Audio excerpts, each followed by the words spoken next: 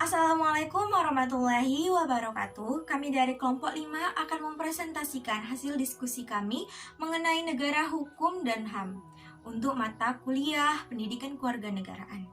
Kami yang beranggotakan 3 orang, yang terdiri dari saya sendiri, Nur Saida Siegian, dan kedua rekan saya, yaitu Audi Rian Anjani dan Nurul Hidayah. Untuk materi yang pertama akan dibawakan oleh saudari Audi Rehan Anjani. Kepada Audi Rehan Anjani dipersilahkan. Terima kasih kepada moderator. Baiklah, saya akan menjelaskan tentang pengertian negara hukum. Aristoteles merumuskan negara hukum adalah negara yang berdiri di atas hukum yang menjamin keadilan kepada warga negaranya. Keadilan merupakan syarat bagi tercapainya kebahagiaan hidup untuk warga negara, dan sebagai daripada keadilan itu, perlu diajarkan rasa susila kepada setiap manusia agar ia menjadi warga negara yang baik. Peraturan yang sebenarnya menurut Aristoteles ialah peraturan yang mencerminkan keadilan bagi pergaulan antar warga negaranya. Maka, menurutnya yang memerintah negara bukanlah manusia, melainkan pikiran yang adil. Penguasa hanyalah pemegang hukum dan keseimbangan saja. Selanjutnya, ciri-ciri negara hukum. Yang pertama, pengakuan dan pelindungan hak-hak asasi yang mengandung persamaan dalam bidang politik, hukum sosial, ekonomi, dan kebudayaan. Yang kedua, peradilan yang bebas dari suatu pengakuan kekuasaan atau kekuatan lain dan tidak memihak. Yang ketiga, jaminan kepastian hukum, yaitu jaminan bahwa ketentuan hukumnya dapat dipahami, dapat dilaksanakan, dan aman dalam melaksanakannya. Selanjutnya ada tipe negara hukum. Yang pertama, negara hukum liberal. Tipe ini menghendaki agar negara berstatus pasif, artinya bahwa suatu negara harus tunduk pada peraturan-peraturan negara. Penguasa bertindak sesuai dengan hukum. Di sini, kaum liberal menghendaki agar penguasa dan yang dikuasai ada suatu persetujuan dalam bentuk hukum, serta persetujuan yang menjadi penguasa. Yang kedua, negara hukum formil atau division of power. Negara hukum formil yaitu negara hukum yang mendapatkan pengesahan dari rakyat. Segala tindakan penguasa memerlukan bentuk hukum tertentu, harus berdasarkan undang-undang. Negara hukum formil ini disebut juga negara demokratis yang berlandas negara hukum. Dan yang ketiga, negara hukum materi atau separation of power. Negara hukum ini sebenarnya merupakan perkembangan lebih lanjut dari negara hukum formil. Tindakan penguasa harus berlandaskan undang-undang atau berlaku asas legalitas, yaitu dalam negara hukum material. Tindakan penguasa dalam hal mendesak demi kepentingan warga negara dibenarkan bertindak menyimpang dari undang-undang atau berlaku asas oportunitas. Baiklah, saya kembalikan ke moderator. Terima kasih. Baik, terima kasih kepada saudari Audi Rehan Anjani. Untuk materi selanjutnya akan dibacakan oleh saya sendiri. Indonesia sebagai negara hukum. Dasar pijakan bahwa negara Indonesia adalah negara hukum tertuang pada pasal 1 ayat 3 Undang-Undang Dasar 1945 yang menyebutkan bahwa negara Indonesia adalah negara hukum. Dimasukkannya ketentuan ini ke dalam bagian pasal Undang-Undang Dasar 1945 menunjukkan semakin kuatnya dasar hukum serta menjadi amanat negara bahwa negara Indonesia adalah dan harus merupakan negara hukum. Sebelumnya, landasan negara hukum Indonesia ditemukan dalam bagian penjelasan umum Undang-Undang Dasar 1945 tentang sistem pemerintahan negara, yaitu sebagai berikut. 1. Indonesia adalah negara berdasar atas hukum atau Rechtsstaat, tidak berdasar atas kekuasaan belaka atau Machtsstaat. 2. Sistem konstitusional. Pemerintah berdasar atas sistem konstitusi atau hukum dasar, tidak bersifat absolutisme atau kekuasaan yang tidak terbatas. Lalu, B. Pengertian hak asasi manusia. Hak asasi manusia atau HAM adalah terjemahan dari istilah human rights atau the right of human. Secara terminologi, istilah ini artinya adalah hak-hak manusia. HAM adalah hak yang melekat pada diri setiap manusia sejak awal dilahirkan, yang berlaku seumur hidup dan tidak dapat diganggu-gugat oleh siapapun. Di Indonesia, hak-hak manusia pada umumnya lebih dikenal dengan istilah hak asasi, sebagai terjemahan dari basic right.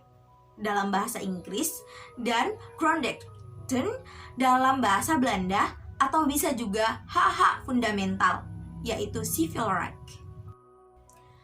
Macam-macam hak asasi manusia. Ada beberapa macam hak asasi manusia, yaitu hak asasi personal atau personal rights, hak asasi ekonomi, property rights, hak asasi politik atau politic rights, hak asasi hukum atau rights of legal equality, hak asasi sosial dan budaya, social and cultural rights, hak asasi peradilan, procedural rights. Baik, untuk materi selanjutnya akan dibawakan oleh Saudari Nurul Hidayah. Kepada Nurul Hidayah, dipersilahkan. Baik, terima kasih kepada moderator. Saya akan melanjutkan presentasi. Materi selanjutnya adalah perkembangan HAM di Indonesia. Perkembangan HAM di Indonesia terbagi menjadi dua periode, yakni sebelum kemerdekaan dan sesudah kemerdekaan. Yang pertama, periode sebelum kemerdekaan. Lahirnya HAM pada periode ini tidak terlepas dari penyebab pelanggaran HAM oleh penjajahan kolonial Belanda dan Jepang, sehingga muncul pergerakan-pergerakan yang membela HAM.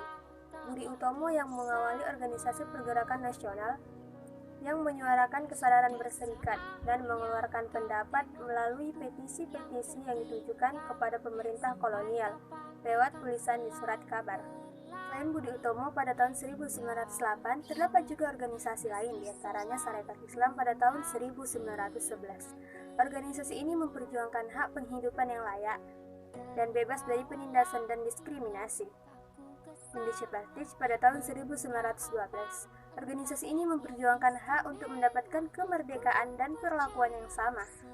Partai Komunis Indonesia pada tahun 1920. Perhimpunan Indonesia pada tahun 1925, organisasi ini memperjuangkan hak untuk menentukan nasib sendiri. Dan Partai Nasional Indonesia pada tahun 1927. Organisasi ini memperjuangkan hak untuk menentukan nasib sendiri dan hak untuk dapat berserikat. 2. Periode setelah kemerdekaan. 1. Periode awal pada tahun 1945 sampai 1950. Menekankan kepada hak untuk merdeka, hak bebas berserikat melalui organisasi politik, dan hak menyampaikan pendapat di parlemen. 2. Masa parlemen pada tahun 1950 sampai 1959 memberikan ruang kepada perkembangan lembaga, seperti kemunculan partai politik dengan beragam ideologi, kebebasan pers, dan wacana pemikiran HAM yang kondusif. Yang ketiga, demokrasi terpimpin pada tahun 1959 sampai 1969 merupakan masa demokrasi terpimpin, yakni kekuasaan berpusat kepada presiden. Akibatnya, model pemerintahan ini tidak adanya pemikiran HAM. Yang keempat, periode Orde Baru pada tahun 1966 sampai 1998. Pemerintah berusaha melindungi kebebasan dasar manusia yang ditandai dengan adanya hak uji material yang diberikan kepada Mahkamah Agung. Dan yang terakhir adalah periode pasca Orde Baru. Pada periode ini, pemerintah melakukan amandemen Undang-Undang Dasar Negara Republik Indonesia tahun 1945 untuk menjamin hak asasi manusia. Materi selanjutnya adalah hubungan negara hukum dan HAM. Dalam negara hukum, hak asasi manusia terlindungi. Jika dalam suatu negara hak asasi tidak terlindungi, negara tersebut bukan negara hukum, akan tetapi negara diktator dengan pemerintahan yang sangat otoriter. Perlindungan terhadap HAM dalam negara hukum terwujud dalam bentuk penormaan hak dalam konstitusi dan undang-undang, dan selanjutnya penegakannya melalui badan-badan peradilan sebagai pelaksana kekuasaan kehakiman. Kekuasaan kehakiman merupakan kekuasaan yang bebas dan merdeka, artinya terlepas dari pengaruh kekuasaan pemerintah. Berhubungan dengan itu, harus diadakan jaminan dalam undang-undang. Konstitusi melarang campur tangan pihak eksekutif ataupun legislatif terhadap kekuasaan kehakiman. Bahkan pihak atasan langsung dari hakim yang bersangkutan pun tidak mempunyai kewenangan untuk mempengaruhi atau mendiktekan kehendaknya kepada hakim bawahan. Pada hakikatnya, kebebasan peradilan ini merupakan sifat bawaan dari setiap peradilan. Hanya saja, batas dan isi kebebasannya dipengaruhi oleh sistem pemerintahan, politik, ekonomi, dan sebagainya. Sekian dari saya kembalikan kepada moderator. Baik, terima kasih kepada Nurul Hidayah. Demikianlah hasil presentasi kami, lebih kurangnya kami mohon maaf. Wabillahi taufiq wal hidayah. Wassalamualaikum warahmatullahi wabarakatuh.